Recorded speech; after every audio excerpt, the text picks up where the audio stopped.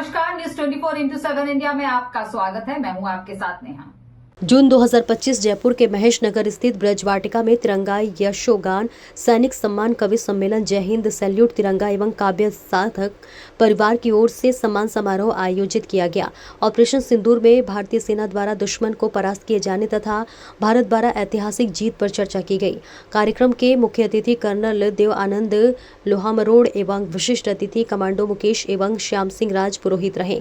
कार्यक्रम की अध्यक्षता वरुण चतुर्वेदी जी द्वारा की गई। शैलराज शर्मा जयपुर काव्य साधक एवं जय हिंद सैल्यूट तिरंगा अध्यक्ष राज कुलदीप के तत्वाधान में कार्यक्रम के संयुक्त आयोजन किया गया।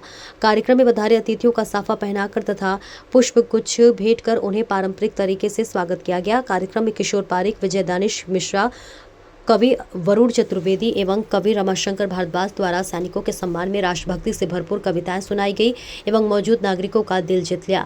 कर्नल देव आनंद ने कार्यक्रम के आयोजन तथा वरिष्ठ कवियों को इस ऐतिहासिक तिरंगा यशोगान तथा सैनिक सम्मान के कार्यक्रम के लिए बधाई देते हुए ऑपरेशन सिंदूर के बारे में विस्तार पूर्वक जानकारी दी। वहीं भारत की कूटनीति ने वैश्विक समर्थन और नैतिक श्रेष्ठता सुनिश्चित करते हुए पाकिस्तान को अंतर्राष्ट्रीय मंचों पर कटघरे में खड़ा किया। ऑपरेशन सिंदूर की सफलता ने यह सिद्ध कर दिया है कि भारत अब केवल सीमाओं की रक्षा करने वाला राष्ट्र नहीं बल्कि वैश्विक आतंक के विरुद्ध निर्णायक नेतृत्व प्रदान करने वाली शक्ति बन चुका है। वहीं कर्नल ने आगे बताया कि वीरांगनाओं को अनुकंपा, नौकरी और सम्मान देने की आवश्यकता। सेवा काल के दौरान प्राणी की आहुति देने वाले सैनिक न केवल राष्ट्र की रक्षा करते हैं बल्कि अपने पीछे एक ऐसा खालीपन छोड़ जाते हैं जिसे केवल संवेदनशीलता, सम्मान और उचित सहयोग से ही भरा जा सकता है। इन वीर शहीदों और जवानों की पत्नियां वीरांगनाएं केवल शोक की प्रतीक नहीं बल्कि राष्ट्र की अस्मिता की वाहन होती है। ऐसे में ये राष्ट्र की नैतिक जिम्मेदारी बनती है कि उन्हें न केवल आर्थिक सुरक्षा दी जाए बल्कि उन्हें सरकारी अनुकंपा, नौकरी प्रदान की जाए। कार्यक्रम का धन्यवाद उद्बोधन सीमा शर्मा द्वारा किया गया, जहां उन्होंने मुख्य अतिथि वीरांगनाओं को अनुकंपा, नौकरी हेतु कानून बनाने के आग्रह को समर्थन देने की बात कही। कमांडो मुकेश दोई, भूतपूर्व सैनिक विकास समिति प्रदेश मंत्री नरेंद्र सिंह शेखावत, जय सिंह सैल्यूट तिरंगा राष्ट्रीय अध्यक्ष राज कुलदीप सिंह और उपाध्यक्ष श्याम बिहारी अग्रवाल तथा मीडिया प्रभारी योगेश राज कुमावत, कल्याण गुर्जर, वैद्य भगवान सहाय, कल्याण सिंह शेखावत, नेता भारद्वाज, सतपाल सोनी, किशोर पारिक, विजय दानिश मिश्रा, वरुण चतुर्वेदी, भगवान सहाय पारिक, राजेश खंडेलवाल, रमाशंकर भारद्वाज आदि कार्यक्रम में मौजूद रहे। जिला ब्यूरो की रिपोर्ट। सेना से रिटायर हो जाता है, छोटी अवस्था में होता है और उसके बच्चे भी छोटे होते हैं, उसको नौकरी की जरूरत होती है और हर सरकार प्रदेश की उनको एक ड्रामा करती है। क्या करती है? ड्रामा। सीरियस कोई नहीं है स्टेट, सब झूठ बोलते हैं। कोई कानून नहीं है जहां पर उसके पुनर्वास योजना के लिए नौकरी निर्धारित की जाए। तो क्या आप चाहते हैं कि आप उस बच्चे की जो 35 साल में फौज से निकाल दिया जाता है, इसलिए नहीं कि फौज को जरूरत नहीं है, फौज को युवा चाहिए, तो उसको अगर नौकरी देते समय देश को तय करना पड़ेगा आप 10 से 15 हजार में अपने गेट के बाहर या अपने ऑफिस के बाहर बंदूक पकड़ा करके उससे जय हिंद सर कहलवाने में सम्मान अगर आप मानते हैं, ये प्रथा बंद करें। और इसके लिए सरकार सबसे बड़ी दोषी है। भारत सरकार को तय करना पड़ेगा, हर प्रदेश सरकार को तय करना पड़ेगा। जब भी कोई सैनिक रिटायर होता है, वो चाहे सिपाही हो, चाहे हवलदार हो, चाहे सूबेदार हो, चाहे किसी भी रैंक पे, अगर आपको उसको सम्मान देना है और अगर नौकरी देनी है तो लास्ट पे ड्रोन उसको दीजिए, अन्यथा हाथ जोड़े हमें चपरासी और नौकर आपके दरवाजे के बाहर खड़ा नहीं करो।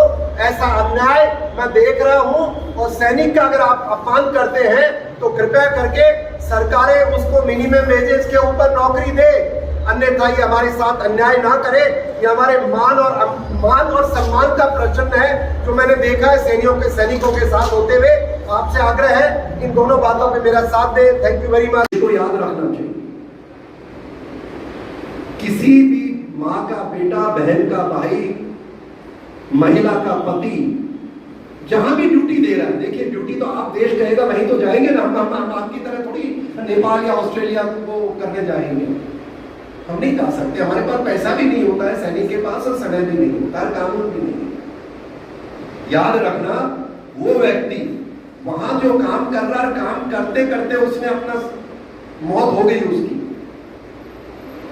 वो इसलिए वहां खड़ा है कि कोई भारत माता का, कोई भारत का बेटा अनाथ नहीं हो, इसके लिए वो अपने बेटे को अनाथ करने के लिए तैयार होता है। याद रखना, अगर आप मेरी बात याद रखते हो। और दूसरी बात, इससे भी मैं आपको बहुत, मेरी लास्ट बात है, कोई भी व्यक्ति सैनिक जो वर्दी में खड़ा है, कहीं भी खड़ा है, मां भारती का बेटा है, किसी का पति है, किसी वो अपनी बीवी को विधवा बनाने के लिए पीछे नहीं हटता है, सिर्फ इसलिए कि देश के अंदर जो आप लोग हैं, आपकी कोई भी बहन बेटी मां विधवा ना बने, इसलिए वो अपनी बीवी को विधवा बनाने के लिए हंसते हुए खड़ा रहता है।